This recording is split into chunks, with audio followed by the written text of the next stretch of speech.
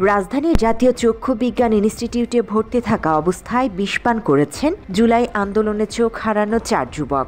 রবিবার দুপুরে পুনর্বাসন ও উন্নত চিকিৎসার দাবিতে হাসপাতালের পরিচালকের কক্ষে একটি বৈঠক চলাকালে এ ঘটনা ঘটে বলে জানা যায়।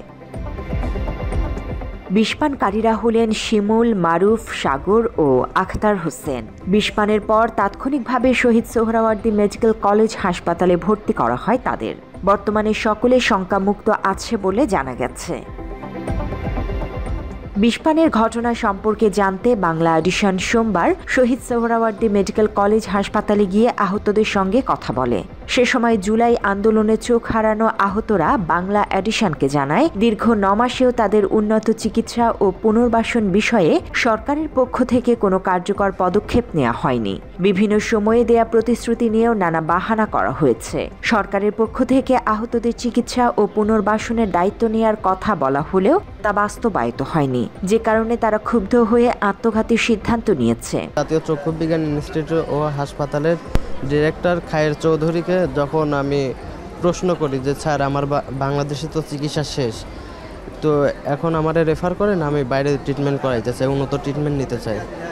সে কোনো কথা বলে না। তারপরে সে বলতেছে যে তোমার কাগজপাতি রেডি করো, আমি ব্যবস্থা করতেছি।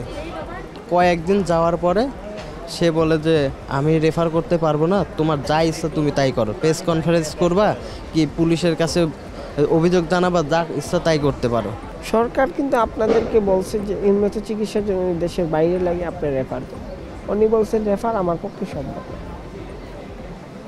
আমি রেফার দিতে পারবো না, তোমাদের যা ভালো লাগে তা করতে পারো, আই ডোন্ট কেয়ার। হসপিটাল প্রতিপক্ষ তো জুলাই খায়ের সাহেব হসপিটাল পরিচালক, তো উনি এই কথা বলার পরে আমাদের জুলাই ফাউন্ডেশনে কেউ কিন্তু কিছু বলে না। তো আমাদের মনে এই তিলি তিলি মরার থেকে আমরা একবারে মরবো, আমরা কিন্তু আগেই ডিসাইড করছি। মাত্র 30% টাকায় জমির মালিক হয়ে নতুন বাংলাদেশের গড়ে তোলার স্বপ্ন দেখা বাংলা বসতি। আহতরা দীর্ঘদিন ধরে উন্নত চিকিৎসা ও জুলাই সনদের দাবি করে আসছিলেন। দাবির প্রেক্ষিতে জুলাই শহীদ স্মৃতি ফাউন্ডেশনের সিইও অবসরপ্রাপ্ত লেফটেন্যান্ট কর্নেল কামাল আকবর, জাতীয় অর্থোপেডিক হাসপাতাল ও পুনর্বাসন প্রতিষ্ঠান এবং জাতীয় চক্ষু বিজ্ঞান ইনস্টিটিউটের পরিচালক এক মতবিনিময় সভায় অংশগ্রহণ করে। তবে জুলাই শহীদ স্মৃতি ফাউন্ডেশনের সিইওর প্রথমে আহতদের সঙ্গে কথা বলার কথা থাকলেও সেটি না করায় আহতরা ক্ষুব্ধ হয়েছে বলেও বাংলা এডিশনকে জানায়। সকালে কথা ছিল 10টার সময় আসার, এই সময় 12টা বাজে গেছে। আমরা যে সময় শুনছি সিও স্যার এসে গোপনে মিটিং করতেছে ডাক্তার কায়ের সাথে, তখন আমরা গেলাম খেতার সামনে, আমরা ঢুকতে দিতেছে না, এই যে মিটিং করছে মিটিং রুমে ঢুকতে দিতেছে না। তারপর তো আমরা 7 জনে জোর করে ঢুকলাম, জোর করে ঢুকিয়া তারপরে তো আমরা এখানে কিছু কথা হইলাম, হওয়ার পরে তারপরে আমরা বাইরে দিচ্ছি আরেকবার। জুলাই ফাউন্ডেশনের সিও বলছেন আইসা আমাদেরকে সাথে সাক্ষাৎ করবেন।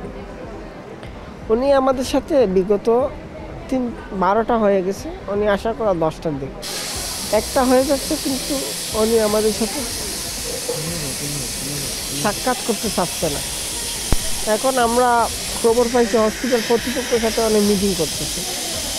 হসপিটাল কর্তৃপক্ষের সাথে যখন মিটিং করতেছে, কারণ হসপিটাল কর্তৃপক্ষের সাথে মিটিং করার কথা না, মিটিং তো করা আমাদের সাথে। আহতরা বাংলা এডিশনকে বলেন, ঘটনার আগে অর্থাৎ শনিবার রাতেই তারা 7 জন বিষ কিনে রেখেছিল।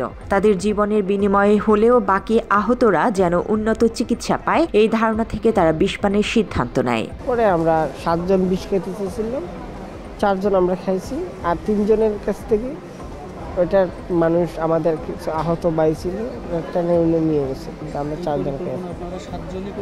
7 জনই করছি, পরিকল্পনা একদিন আগে।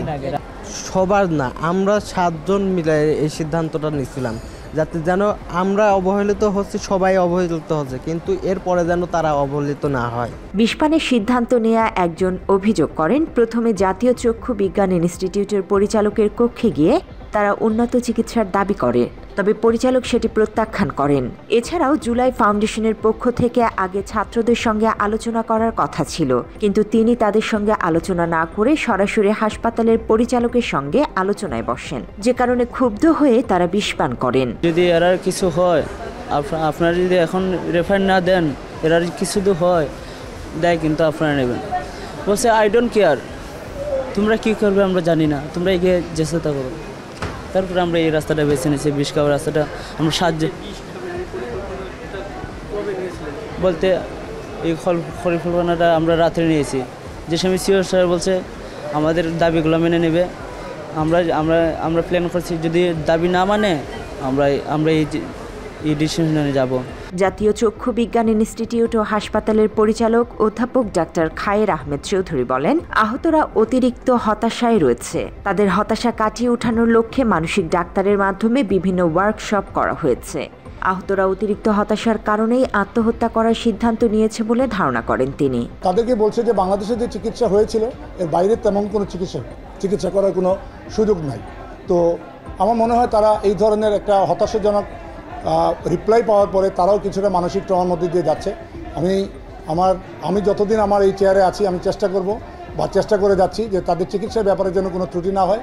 আমাদের একটা বিশেষজ্ঞ টিম আছে এখানে, যে বিশেষজ্ঞ টিম 6 জনের একটা বডি আছে, যারা এটা ঠিক করেন যে কারা বিদেশে যাবেন, তারা রিকমেন্ড করেন।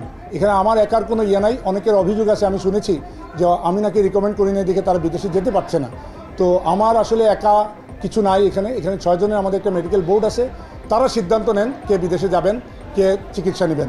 তো অ্যাকর্ডিংলি আমরা আমাদের পদক্ষেপগুলো নিয়েছি। জুলাই আন্দোলনে আহতদের চিকিৎসার বিষয়ে সর্বোচ্চ গুরুত্ব দেওয়া হচ্ছে বলে চিকিৎসকেরা জানান। তবে দীর্ঘদিন হাসপাতালে ভর্তি থাকার কারণে মানসিকভাবে অনেকে ভেঙে পড়েছে বলে জানা যায়। জান্নাতুল ফেরদৌস তমা, বাংলা এডিশন।